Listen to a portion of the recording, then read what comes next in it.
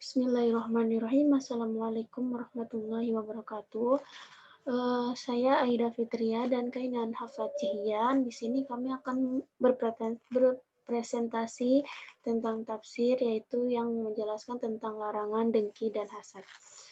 Nah, sebelum mulai, saya akan menjelaskan apa itu dengki dan hasad.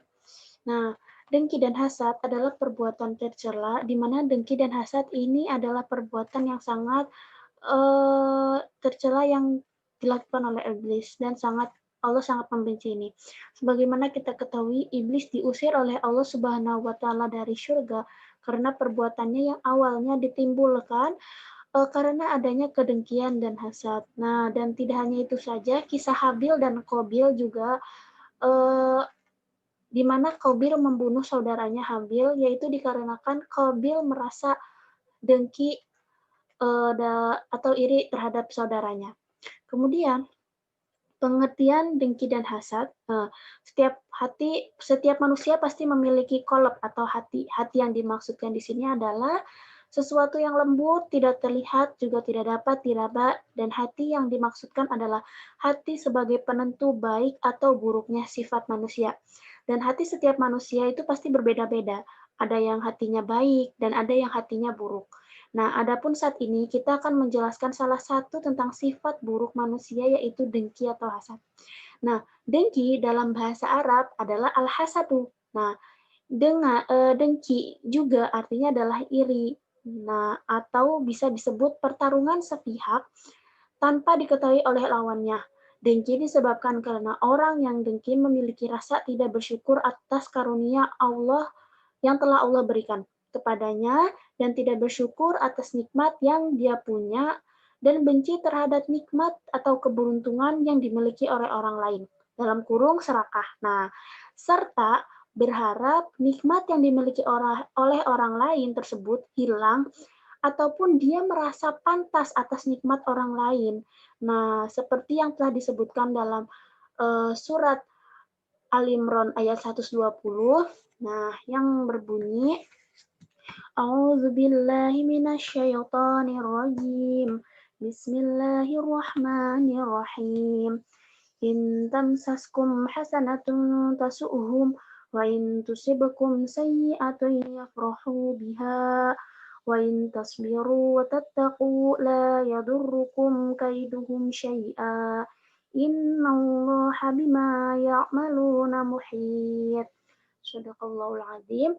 Nah, yang artinya, jika kamu memperoleh kebaikan, niscaya mereka bersedih hati. Tetapi jika kamu tertimpa bencana, mereka bergembira karenanya. Jika kamu bersabar dan bertakwa, tipu daya mereka tidak akan menyusahkan kamu sedikit pun. Sungguh Allah Maha meliputi segala yang mereka kerjakan.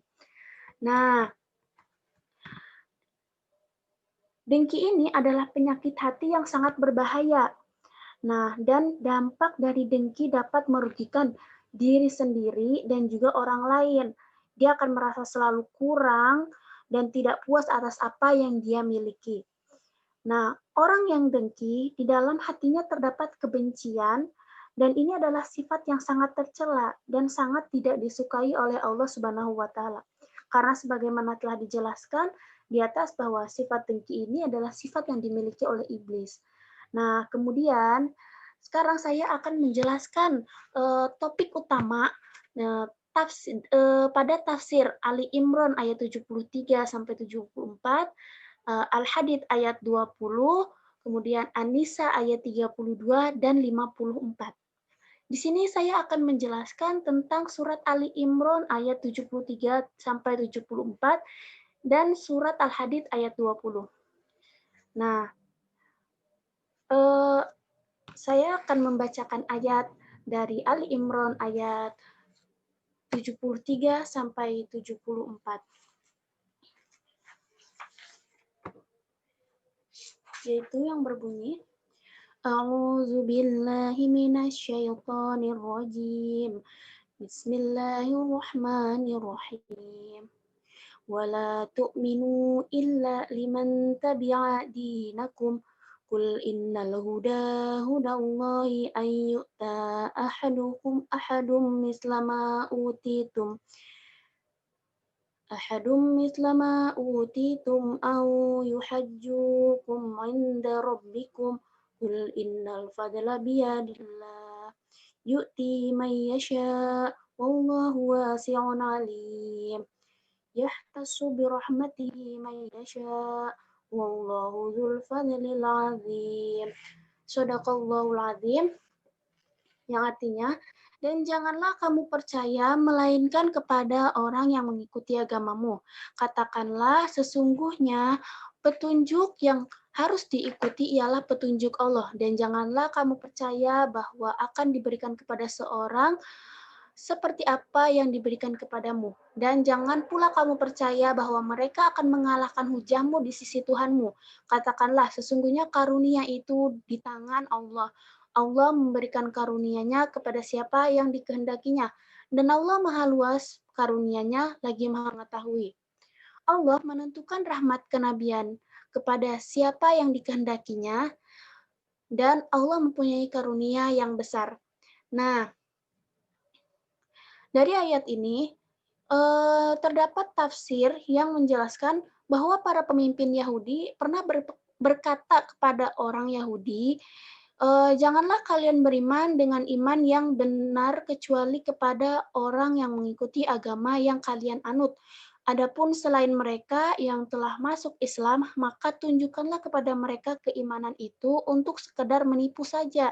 Kemudian orang Yahudi juga pernah berkata, sebenarnya yang membuat kita menjalankan langkah ini adalah karena kita dengki terhadap orang-orang mukmin atas kenabian dan kitab yang kini berada di antara mereka, sebagaimana hal itu dulunya berada di antara kita. Nah, dari tafsir Al-Wajiz, Syekh Profesor Dr. Wahbah Az-Zuhaili, pakar fikih dan tafsir dari Suriah, itu menjelaskan sesungguhnya Allah menghususkan dari hamba-hambanya siapa yang dia kehendaki dengan kenabian dan hidayah menuju ajaran syariat paling sempurna. Dan Allah mempunyai kebaikan dan pemberian yang banyak lagi luas. Nah, kemudian dalam tafsir Al-Muyassar, Kementerian Agama Saudi Arabia dari tafsir Ali Imran ayat 73-74 di atas membuktikan kepada kita bahwa tidak ada alasan bagi kita untuk memiliki sifat dengki atau hasad. Sebagaimana para pembesar Yahudi yang dengki kepada Islam karena Allah memberikan karunia kenabian kepada yang Allah kehendaki, maupun hidayah menuju ajaran syariat yang paling sempurna, yaitu Islam. Karena Allah telah menghendaki suatu dengan keagungannya, sehingga tidak pantas sedikit pun bagi kita untuk dengki maupun hasad atas apa yang Allah berikan kepada orang lain. Allah memiliki rencana yang lebih baik dari apa yang kita rencanakan, karena Allah memiliki karunia yang amat besar. Nah, kemudian selanjutnya adalah surat Al-Hadid ayat 20 yang berbunyi, A'udzubillahi minasyaitonirrajim. Bismillahirrahmanirrahim. Ya'lamu annamal hayatud dunya la'ibun wa lahwun wa zinatun wa tafakhurun bainakum wa takasurun fil amwali wal auladi kamathalil ghaithi a'jabal kuffara nabatuh thumma yahiju fatarahu musfarra thumma yakunu khuttama wa fil akhirati 'adzabun syadidun wa maghfiratun minallahi wa ridwan wa mal hayatud dunya illa mata'ul ghurur. Shadaqallahul azim. Nah, artinya ketahuilah bahwa sesungguhnya kehidupan dunia ini hanyalah permainan dan sesuatu yang melalaikan. Perhiasan dan megah-megahan antara kamu serta berbangga-banggaan tentang banyaknya harta dan anak. Seperti hujan yang tanamannya mengagumkan para petani. Kemudian tanaman itu menjadi kering dan kamu lihat warnanya kuning kemudian menjadi hancur. dan di akhirat nanti ada azab yang keras dan ampunan dari Allah serta keridhoannya, dan kehidupan di dunia ini tidak lain hanyalah kesenangan yang menipu. Nah, pada surat Al-Hadid itu menjelaskan bahwa eh, bahwasanya kehidupan dunia yang kalian tinggal di dalamnya hanyalah permainan dan senda gurau saja. Kehidupan hanyalah pada pakaian, rumah-rumah kalian, dan saling berbangga-banggaan di antara kalian, seperti berbangga-bangga dengan pasangan, harta, dan anak. Nah, juga berbangga-bangga dengan kekayaan. Dunia ini seperti tanaman yang tumbuh, akan tetapi hanya sebentar umurnya. Nah, dipanen kemudian menjadi kering dan tertiup dengan angin. Allah menjelaskan bahwa barang siapa yang mementingkan dunia dan tidak berbekal dengan akhirat, maka di akhirat dia akan diazab yang keras. Dan barang siapa yang menggunakan dunia untuk keridhaan Allah dan menjadikan tangga untuk meraih akhirat, maka dia adalah orang yang diampuni atas dosanya dan diridhoi oleh Allah. Ketahuilah bahwa kehidupan dunia bagi siapa yang lalai dengan akhirat, maka semua itu adalah kesenangan semu. Nah, dalam tafsir An-Nafahat Al-Makkiyah, Syekh Muhammad bin Shalih Asy-Syafi'i, ketika seseorang mengejar kenikmatan dunia dan segala macam perhiasan serta pernak-pernik dunia, maka akan selalu muncul keinginan untuk memiliki dunia, sehingga dunia telah menempati hatinya. Seseorang yang sudah terkelabuhi dengan tipu daya keindahan dunia akan memiliki sifat dengki dan hasad. Nah, ia memiliki rasa iri hati ketika orang lain mendapat kenikmatan baik berupa harta, tahta, dan lainnya. Terlebih ia akan berusaha untuk menghilangkan kenikmatan orang lain tersebut sebagai puncak dari sifat dengki atau hasadnya itu ya. Nah, oleh karena itu perlu kiranya bagi kita untuk menempatkan dunia hanya di genggaman tangan saja yang akan kita kapan yang akan hilang kapanpun itu, sehingga sifat dengki dan hasad tidak akan menyelimuti setiap perjalanan hidup kita. Bahkan kita akan ikut bahagia ketika orang lain mendapatkan karunia Allah Subhanahu wa Ta'ala. Nah, kemudian selanjutnya akan dijelaskan oleh Kainan Hafad, yaitu surat An-Nisa ayat 32 sampai 34. Sekian dari saya, kurang lebihnya saya minta maaf. Assalamualaikum warahmatullahi wabarakatuh.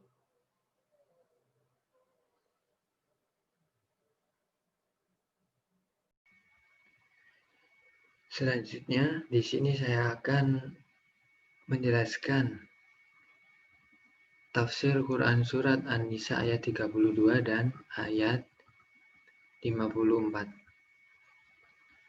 Sebelumnya saya akan membacakan ayatnya dan artinya. A'udzu billahi minasyaitonir rajim. Bismillahirrahmanirrahim. Wala tatamannaw ma faddalallahu bihi ba'dakum ala ba'd. Lirrijali nasibum mimma iktasabu walin nisa'i nasibum mimma iktasabna was'alullaha min fadlih.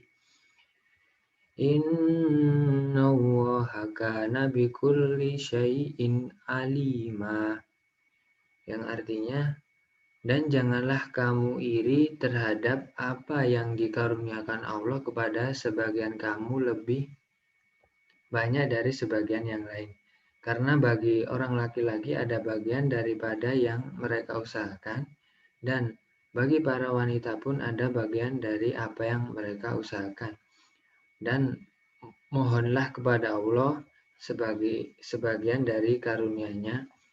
Sesungguhnya Allah Maha mengetahui segala sesuatu. Di sini saya akan menjelaskan makna dari Quran surat An-Nisa ayat 32.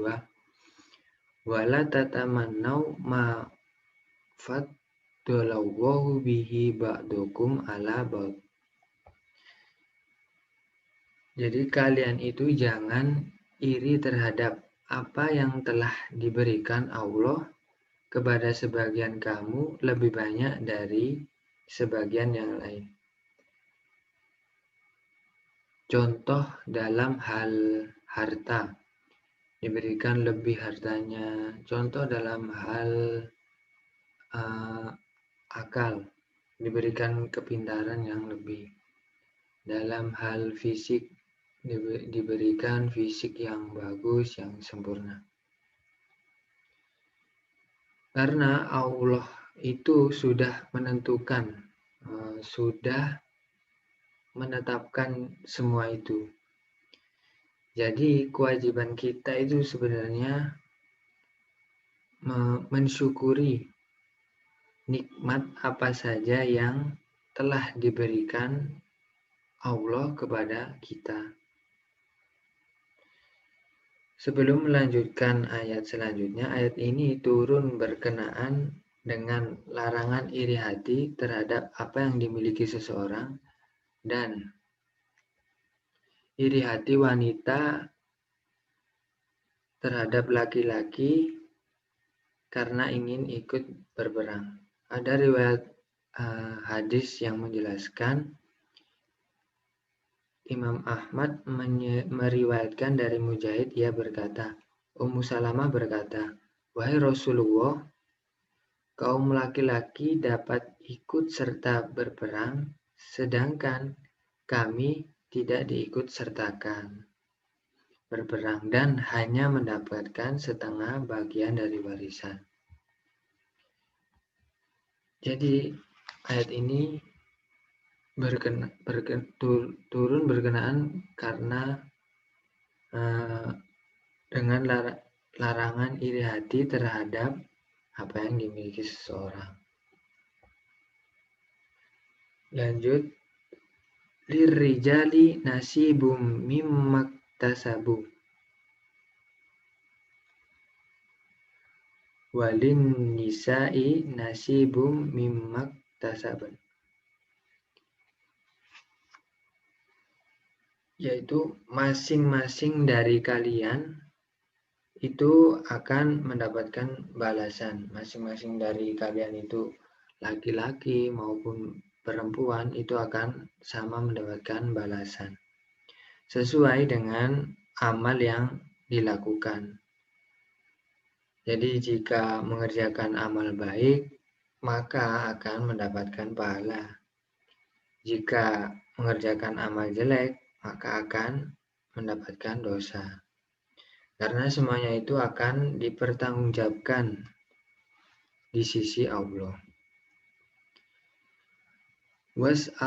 Was'alullaha min fadlih.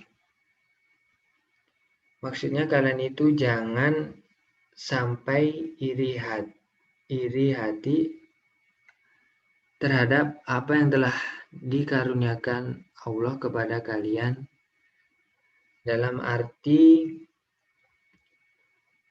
bahwa iri hati ini tidak akan merubah sesuatu pun. Akan tetapi kalian itu memohonlah kepadaku Allah sebagian dari karuniaku, niscaya aku akan memberikan kepada kalian. Was'alullaha min fadli. Jadi kalian itu memohonlah kepadaku atas sebagian dari karuniaku. Nah, maka niscaya aku Allah ini akan memberikan kepada kalian. Contoh, saya berikan contoh. Kita melihat ada tetangga membeli mobil baru. Nah, ketika kita lihat tetangga membeli mobil baru, kita di dalam hati kita itu terbesit rasa iri hati, timbul rasa iri hati. Rasa iri hati ingin memilikinya. Jadi sebenarnya kita itu seharusnya jangan sampai kita itu seharusnya jangan memiliki rasa iri hati. Seharusnya kita itu malah harus berdoa, memohon was'aluha min fadli, memohon atas sebagian dari karunia Allah.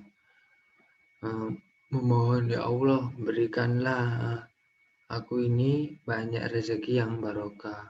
Allah, berikanlah aku ini kelancaran rezekinya. Jadi kita jangan sampai memiliki sifat iri hati, apalagi sampai berprasangka buruk. Innallaha kana bikulli syai'in alima. Sesungguhnya Allah itu mengetahui segala sesuatu. Jadi Allah itu mengetahui segala sesuatu yang kita kerjakan, segala sesuatu yang kita rahasiakan. Jadi Allah itu mengetahui semuanya. Selanjutnya,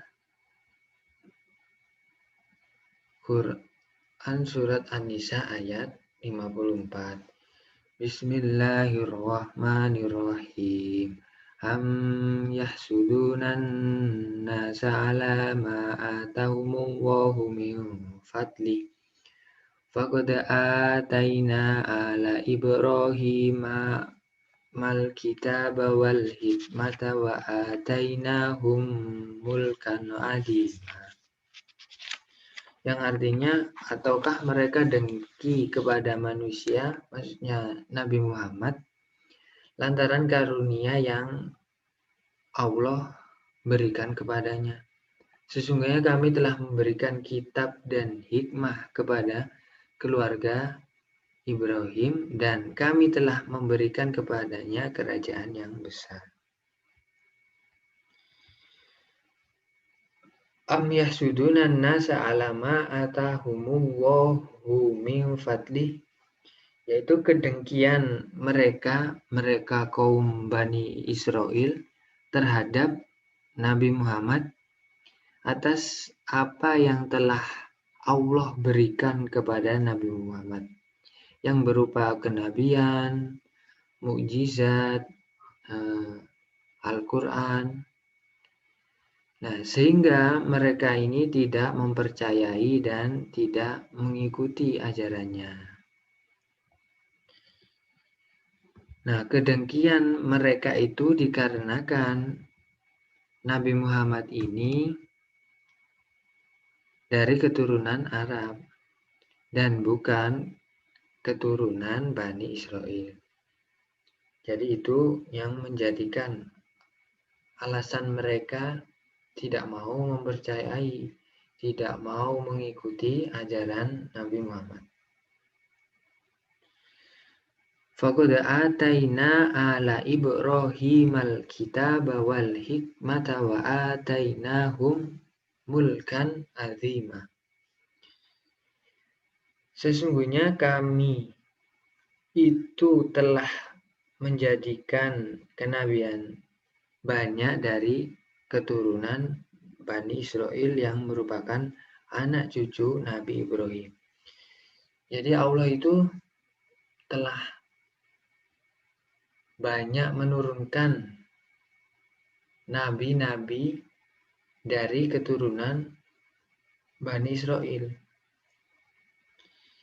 Dan juga kami turunkan kitab-kitab pada mereka, serta kami jadikan di antara mereka itu kerajaan yang besar. Selanjutnya, hikmah yang bisa kita pelajari dari apa yang telah kami presentasikan. Dengki atau hasad atau iri hati merupakan sifat yang meresahkan manusia. Orang yang selalu dengki dalam hidupnya tidak akan pernah tenang,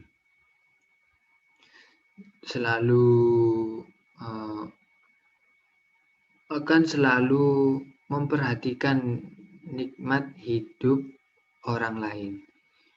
Jadi dia tidak akan memperhatikan nikmat yang telah Allah berikan kepadanya. Jadi cuman mengurusi nikmat orang lain aja. Jadi nikmat yang telah Allah berikan kepada dirinya itu tidak diperhatikan. Yang bisa diambil pelajaran dari ayat-ayat di atas, jadi kita itu harus selalu menerima takdir Allah yang telah diberikan kepada kita. Takdir Allah yang telah tentukan kepada kita. Maupun takdir itu baik, takdir itu jelek, pasti di balik semua itu ada hikmahnya. Dan juga kita itu harus selalu bersyukur atas nikmat yang telah Allah berikan kepada kita. Jika kita itu sudah selalu bersyukur atas nikmat Allah yang telah memberikan kepada kita, selalu menerima takdir yang telah Allah berikan kepada kita, mungkin rasa iri hati, rasa dengki, rasa hasad ini tidak akan timbul di dalam hati kita. Mungkin itu saja yang bisa kami presentasikan. Jika ada kekurangan dan kelebihan dari kelompok kami mempresentasikan, saya mohon maaf yang sebesar-besarnya. Wassalamualaikum warahmatullahi wabarakatuh.